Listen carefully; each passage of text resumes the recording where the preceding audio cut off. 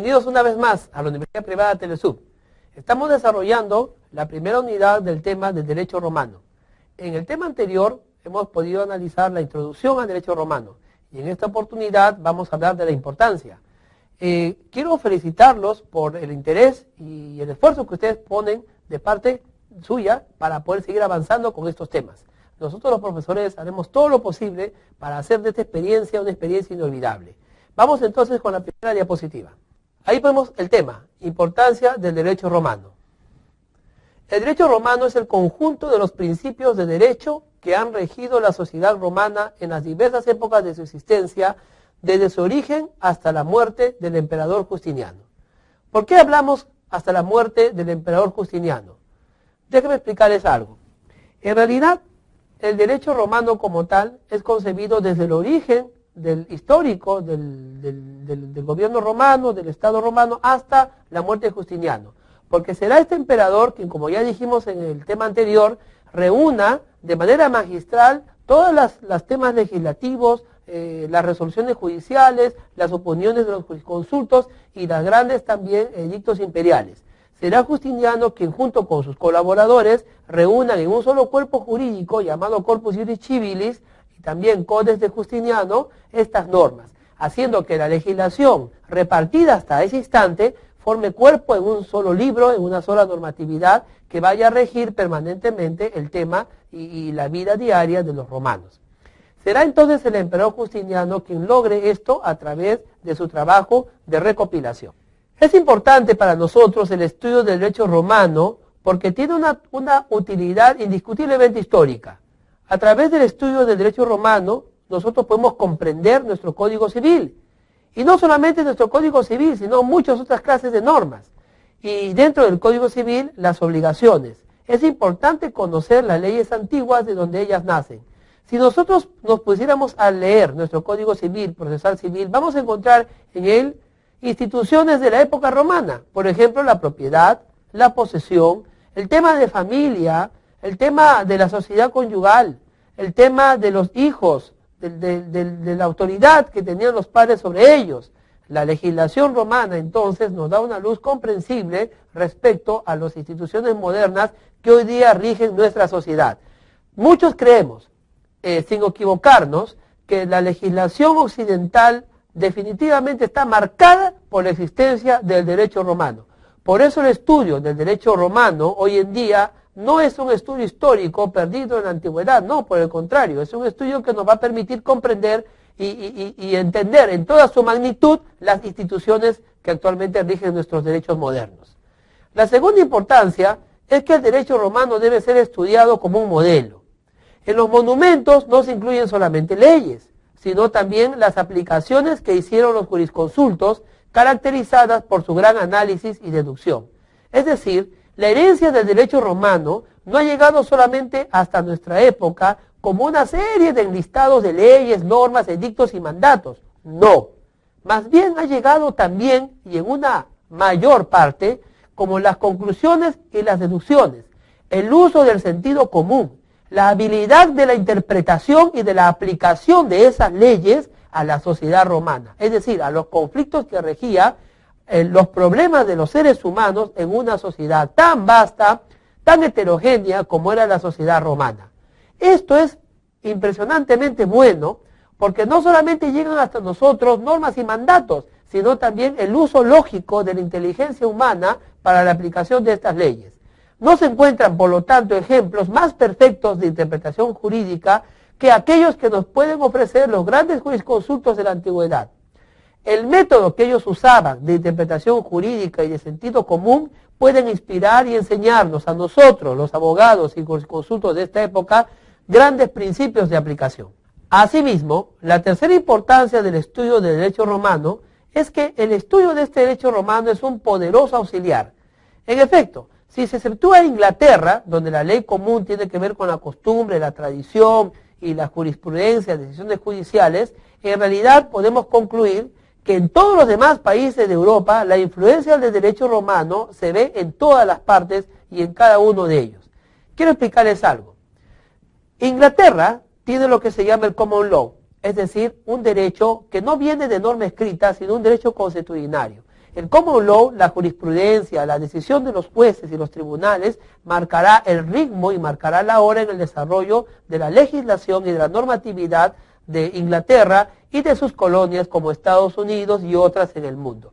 El common law ha pasado a ser un derecho de costumbre. En cambio, el derecho romano, que es un derecho de norma, que es un derecho de ley y de interpretación, ha influenciado en casi todos los demás países europeos y en los países que hemos descendido de ellos a través del sistema colonial. Así podemos ver que en España el derecho romano se hace presente en una suerte de unidad con el derecho canónico y no mezclándose con él le da a España los fundamentos legislativos para desarrollar el gran imperio de la época de la Edad de Oro de los españoles.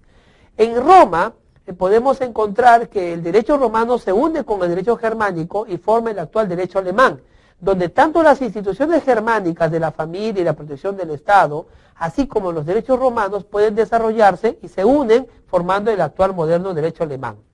En Italia podemos también encontrar gran parte de influencia del derecho romano. Fue justamente sobre estas bases en que se estableció los principales sistemas de gobierno de los principales reinos itálicos antes de la unificación realizado ya en época moderna.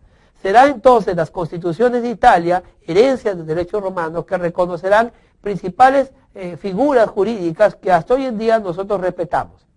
Ahora bien, la América Latina de nuestra época y la América toda y las principales colonias españolas heredan a través de este derecho español, de este derecho hispano, instituciones del derecho romano. ¿Cómo podemos negar entonces, ni siquiera pensar en eso, de que el derecho romano no ha influenciado en el mundo occidental de hoy? Y demás está decir de Francia, porque a través del Código Napoleónico, en el cual Napoleón recurre al derecho romano y une grandes instituciones, hace de Francia el gran imperio que alguna vez fue. Y moderniza a Francia y hace que ésta se prepare para su cita con la historia, en lo que más tarde serían las grandes reformas por la libertad, la igualdad y la felicidad de los seres humanos en la Revolución Francesa.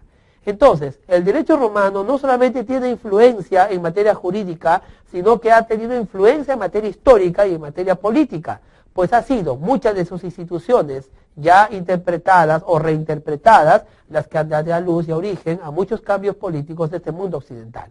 Vamos a la cuarta importancia. El derecho es indispensable para comprender la historia y la literatura romana.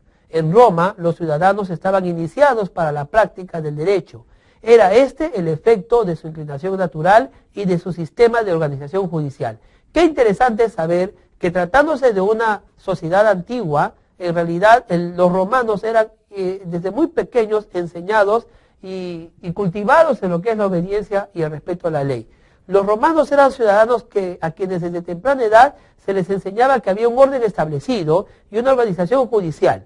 Los romanos entonces habían comprendido lo que significaba la convivencia social y a pesar de la heterogeneidad de la cultura, las diferentes formas, países que conformaban el Imperio Romano, había un sentimiento, por encima de todo, de un sentimiento unitario de lo que era el derecho romano. Bien es sabido que durante muchos siglos esta forma ayudó a establecer un poder absoluto en el dominio de las colonias romanas. Ahora, pasamos a la siguiente diapositiva. Noción, divisiones y fuentes del derecho según los jurisconsultos romanos. Durante los primeros siglos de Roma, el derecho está íntimamente unido y, por decirlo así, subordinado a la religión, teniendo ellos expresiones propias que eran de origen divino. Ellos llamaban en aquel tiempo al derecho sagrado fas. También le ponían el nombre de lex divina, es decir, la norma que supuestamente descendía de Dios. Sin embargo, en la obra de la humanidad se hablaba de lex humana, o también jus, y la palabra jus se aplica al derecho en toda su integridad. Es decir, déjeme explicarte algo. Es decir, si tú escuchabas a un abogado de la época hablar del derecho fas, estaba hablando del derecho divino. Pero si escuchabas a ese mismo abogado hablar sobre el jus, estaba hablando del derecho humano. Fas por un lado, jus por el otro. Es decir, la idea de la diferenciación entre uno y otro derecho ya existía desde la época primitiva del Imperio Romano. Ya existía desde que los jurisconsultos identificaban una diferencia entre una ley de origen divino y una ley de origen humano. Y esa diferencia los fue acompañando en el desarrollo de todo el derecho. Dentro del concepto del jus, no siempre se evitaba el confundir el derecho con la moral. Esta confusión nos dice en la definición del derecho que nos da Ulpiano según Celso. Ulpiano decía, en boca de Celso, que es su principal traductor y comentarista, que el jus es el arte de lo que es bueno y de lo que es equitativo.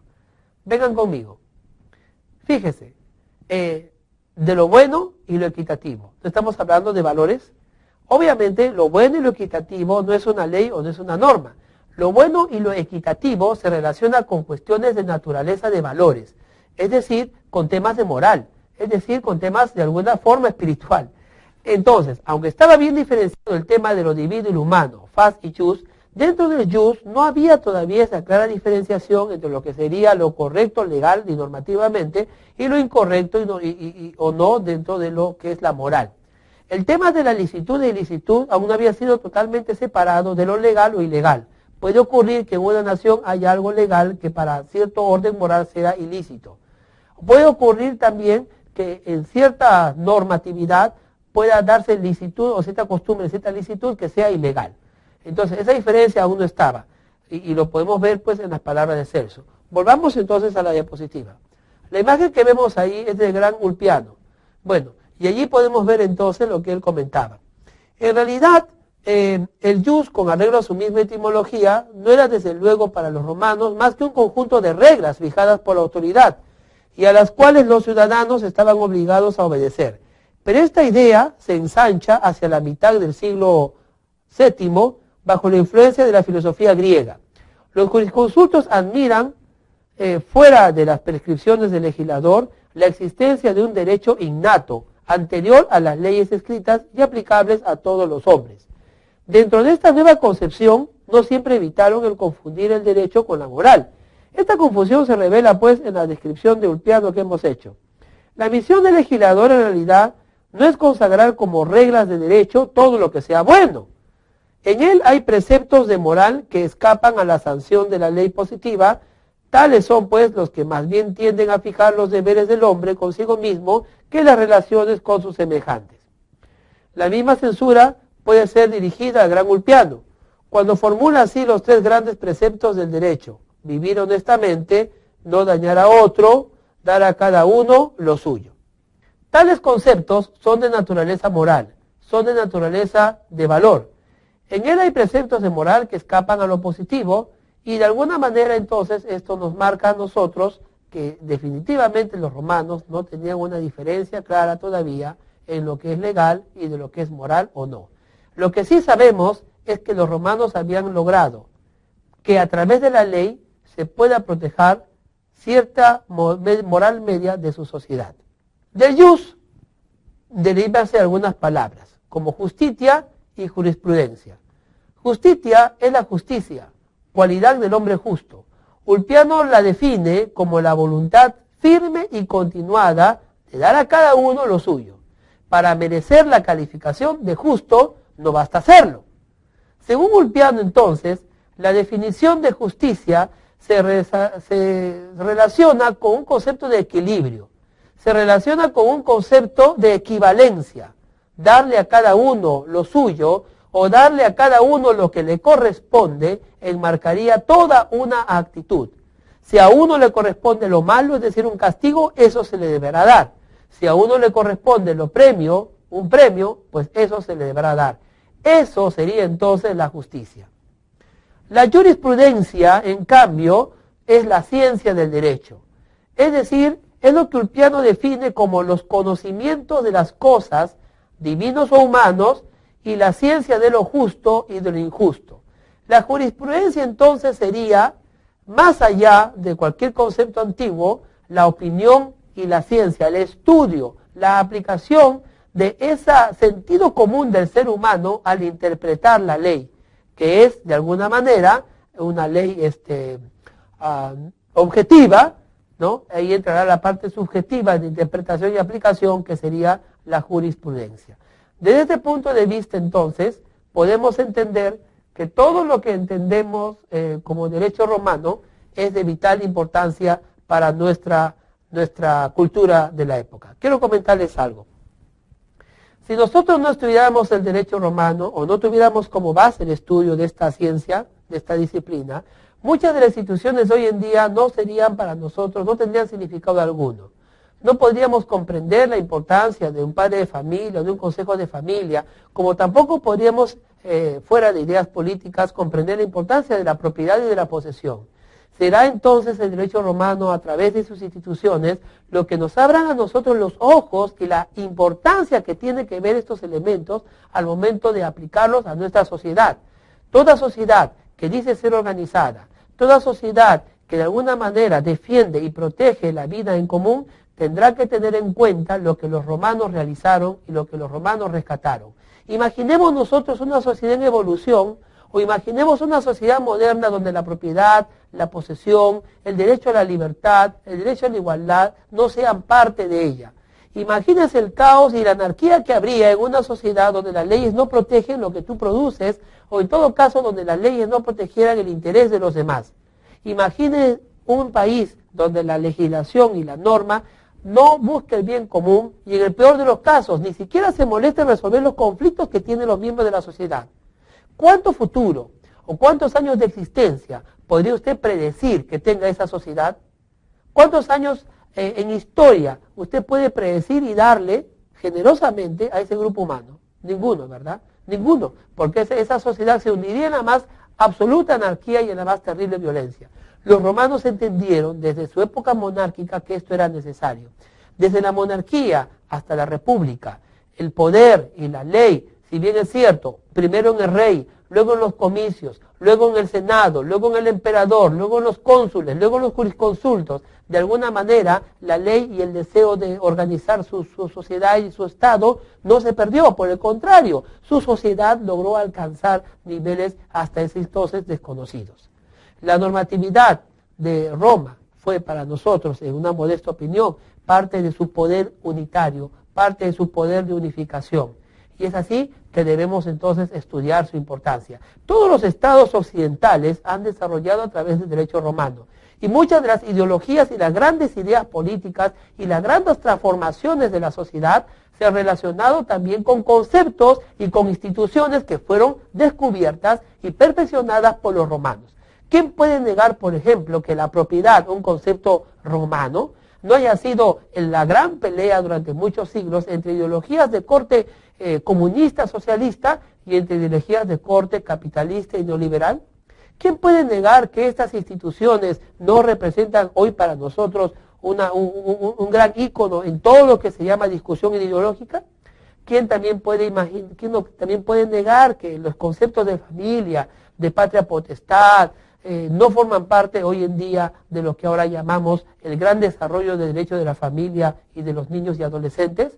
¿Cómo podemos negar ese espacio ganado en algún momento por los romanos a través del poder que tenía el pater family sobre su familia, de proteger, de hacer justicia, de darles a cada uno lo que le corresponde?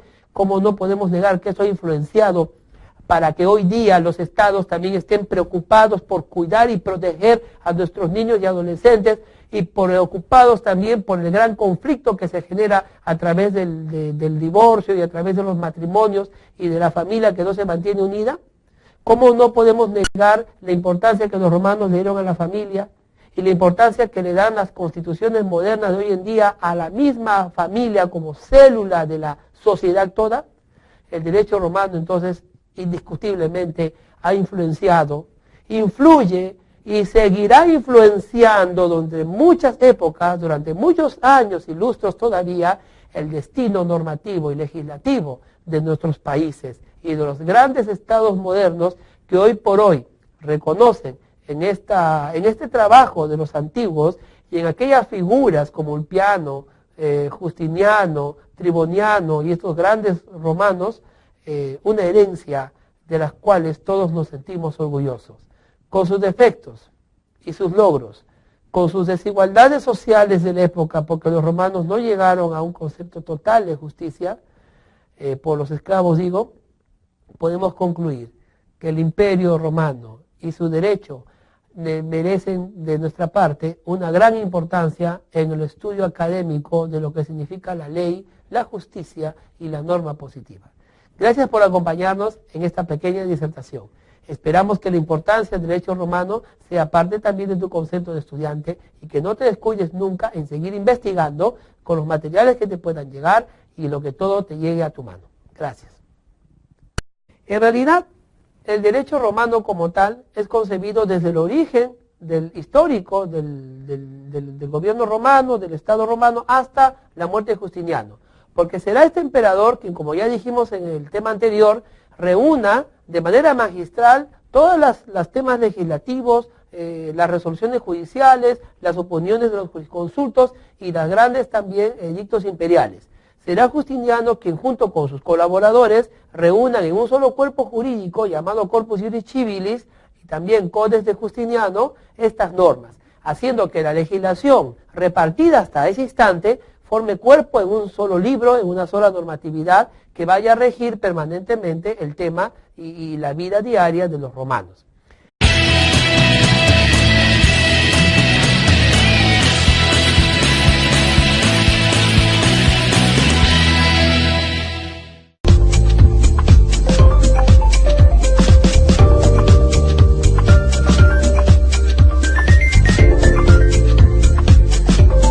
Bienvenidos una vez más a la Universidad Privada Telesub. Vamos entonces con la primera diapositiva. Ahí vemos el tema, importancia del derecho romano. El derecho romano es el conjunto de los principios de derecho que han regido la sociedad romana en las diversas épocas de su existencia, desde su origen hasta la muerte del emperador Justiniano. ¿Por qué hablamos hasta la muerte del emperador Justiniano? Déjenme explicarles algo. Desarrollando la primera unidad del tema del derecho romano. En el tema anterior hemos podido analizar la introducción al derecho romano y en esta oportunidad vamos a hablar de la importancia. Quiero felicitarlos por el interés y el esfuerzo que ustedes ponen de parte suya para poder seguir avanzando con estos temas. Nosotros los profesores haremos todo lo posible para hacer de esta experiencia una experiencia inolvidable.